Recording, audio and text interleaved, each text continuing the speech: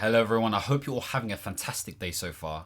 Today, I want to talk about this topic of the fact that life has just become crazy busy. Is it just me, or has it just been mad busy all of a sudden? And I say all of a sudden, but some of you are saying it's been busy for a minute. It's been busy for a couple of years. And I would agree, it has been, because there's been this pursuit of excellence, or wanting to be excellent, or wanting to do great things because of the things that we've seen.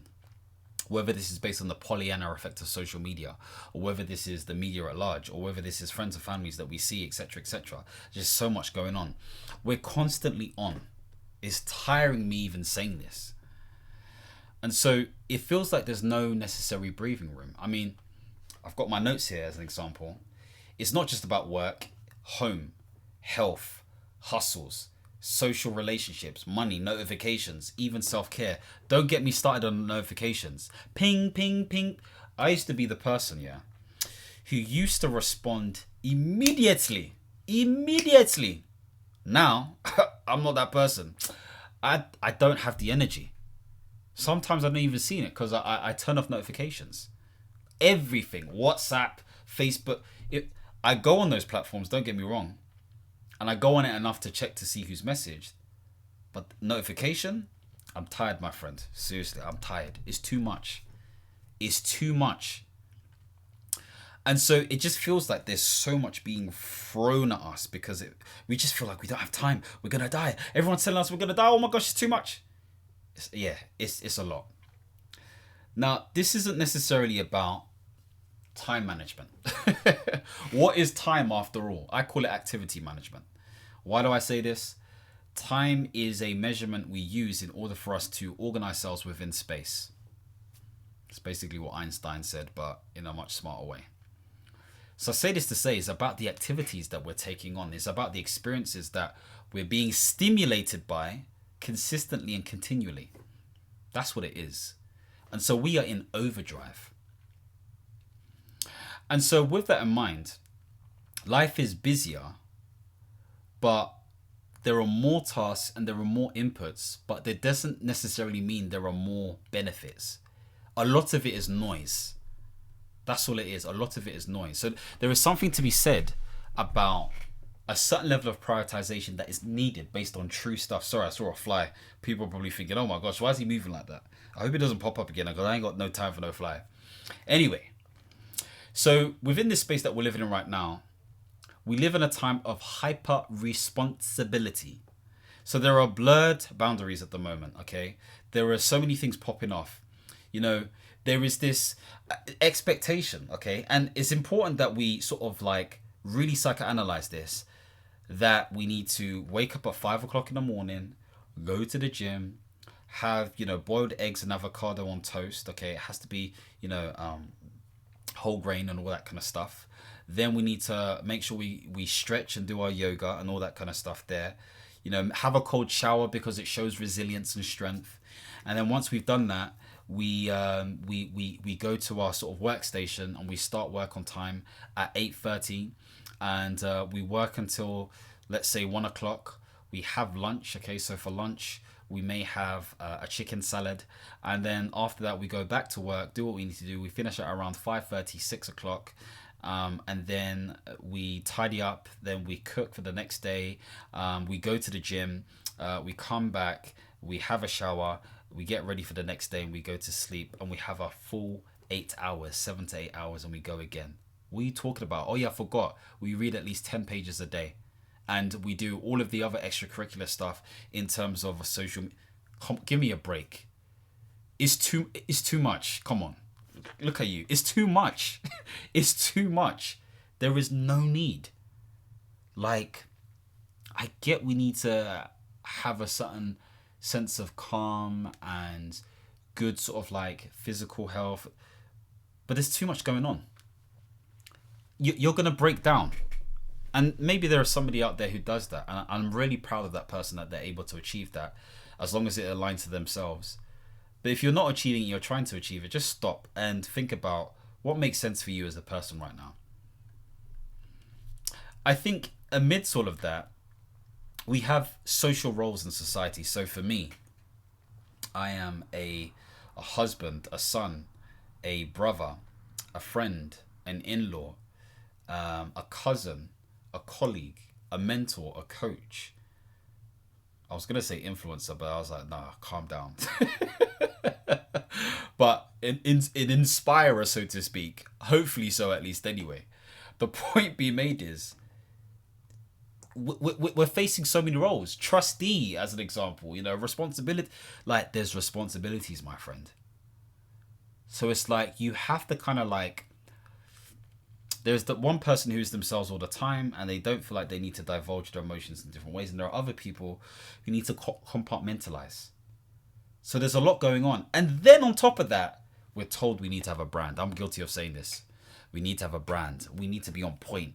Whether this is online or offline, if you don't have an online brand, you're invisible.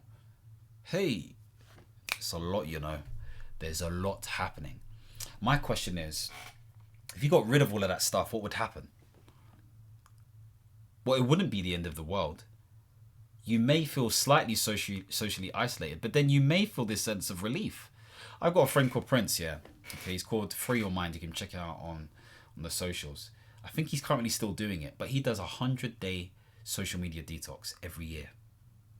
100 days. He's not on there. And every time I speak to him after he's done it, he just feels this sense of calm, relaxation. He's more present in the real world. He's more present to his family, to his he's a mentor as well, so to his mentees, all of that kind of stuff there. There is a balance in that. And so there's a lot going on. And so with all of this stuff, we get a sense of digital drain. Let's think about it. I've got my notes here. Notifications never stop. Email, WhatsApp, Facebook, Instagram, TikTok, Slack, I don't know, whatever it may be, your smartwatch. Everything's being tracked. Your phone's being tracked. Your body's being tracked. Track your calories. Oh my gosh, track the energy. Everything is being tracked. There's information overload. We consume so much content every single day.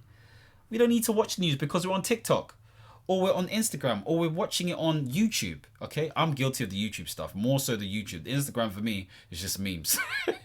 I'm that guy. There's no level of cognitive rest. There's 7 different types of rest. Cognitive rest being one of them. Because we're doom scrolling or binge scrolling or we're jumping from one dopamine hit to another, our body is not resting, and so we just feel exhausted.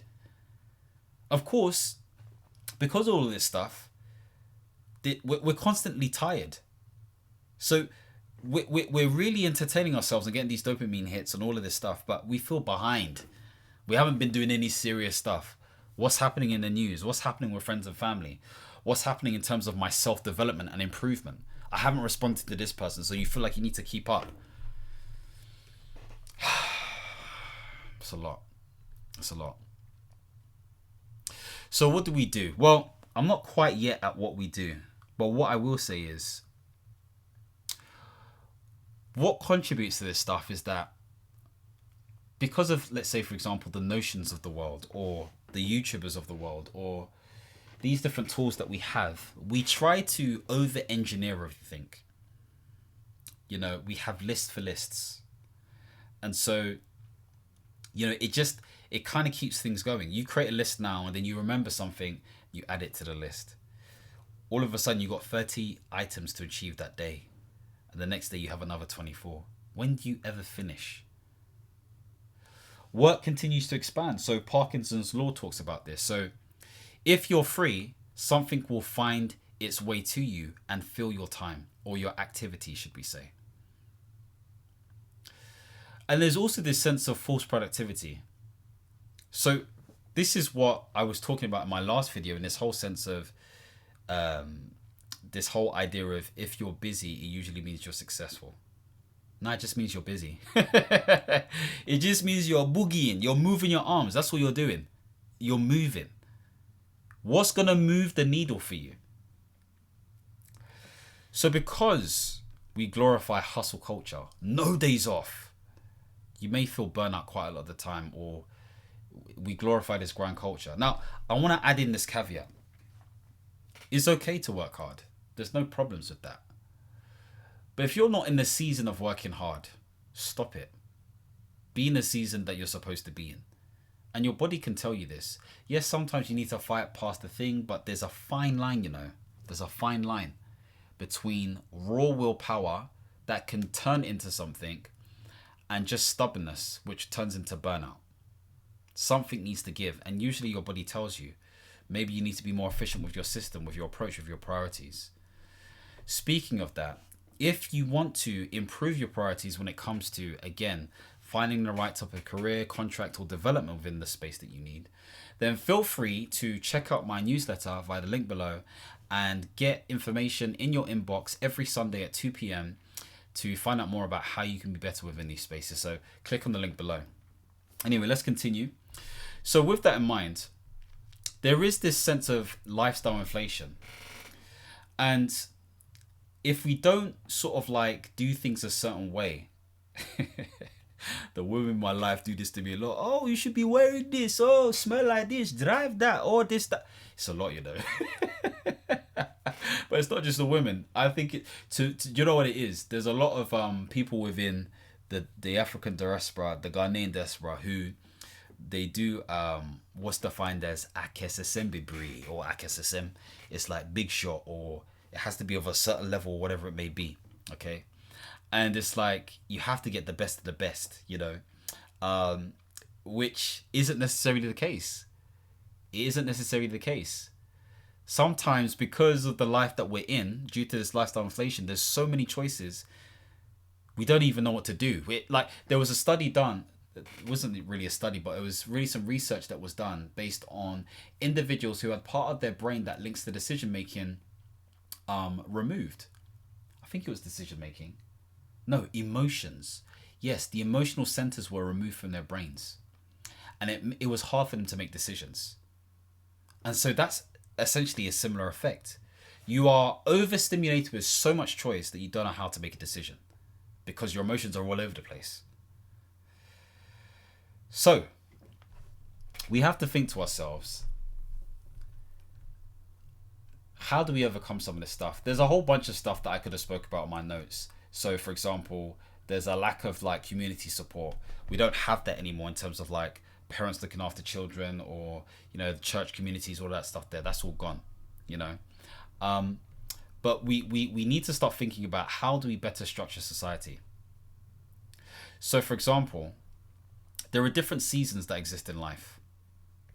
So you have obviously the season of, you know, when you are sort of going through education as a kid, career growth, aging parents.